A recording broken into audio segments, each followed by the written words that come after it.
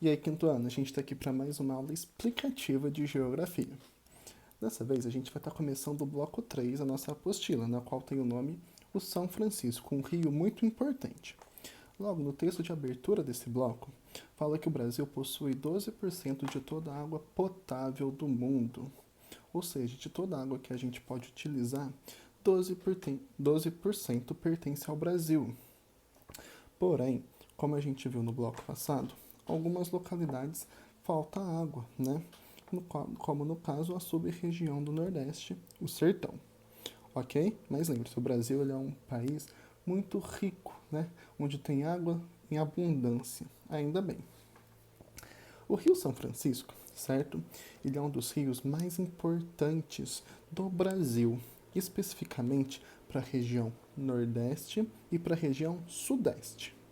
O Rio São Francisco tem esse nome por conta que ele foi descoberto, né, no dia 4 de outubro de 1501 pelo navegador Américo Vespúcio. E eles deram esse nome de Rio São Francisco porque nesse dia, lá na Europa, se comemora o dia de São Francisco, que é um santo da Igreja Católica. Então olha que interessante.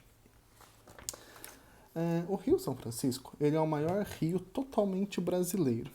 Tio Lucas, mas por que é o maior rio totalmente brasileiro?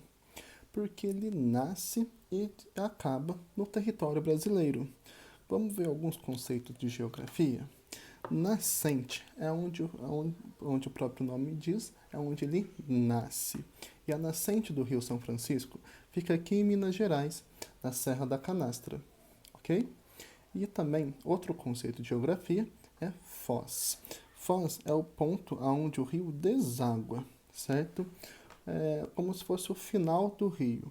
Muitos rios eles acabam desaguando no Oceano Atlântico, falando especificamente do Brasil, muitos rios acabam desaguando no Oceano Atlântico ou em outros rios, certo? Então, nascente é onde o rio nasce e foz é onde o rio deságua, como se fosse o fim do rio. E a foz do rio São Francisco, ela fica na divisa entre os estados de Alagoas e Sergipe, né? Então ele deságua no Oceano Atlântico, nas divisas entre Alagoas e Sergipe, ok? Então por isso que ele é um rio, né? Ele é um rio totalmente brasileiro, por conta que ele passa por por duas regiões, o Sudeste e o Nordeste. Por conta disso, ele é chamado também de Rio da Unidade Nacional, justamente por conta dele passar em duas regiões brasileiras.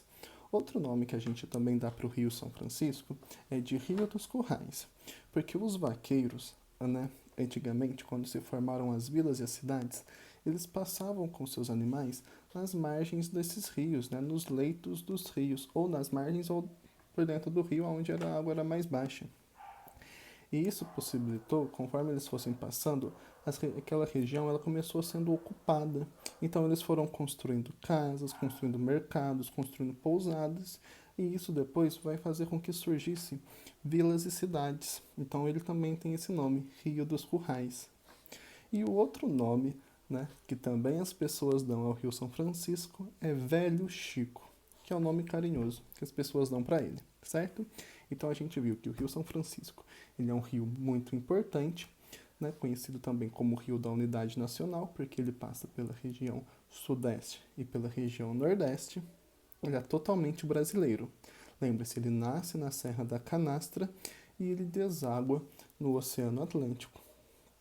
Ele é conhecido também como Rio dos Currais, porque ele possibilitou que surgissem cidades e vilas às suas margens, e também conhecido como Velho Chico.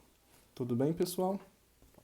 Depois, assim que vocês terminarem a leitura desses textinhos, eu peço para vocês fazerem a atividade 1 e 2 da apostila, certo? Vocês vão achar as respostas todas no textinho, então tá tranquilo. E assim que possível a gente faz a correção. Certo, pessoal? Bons estudos, até mais.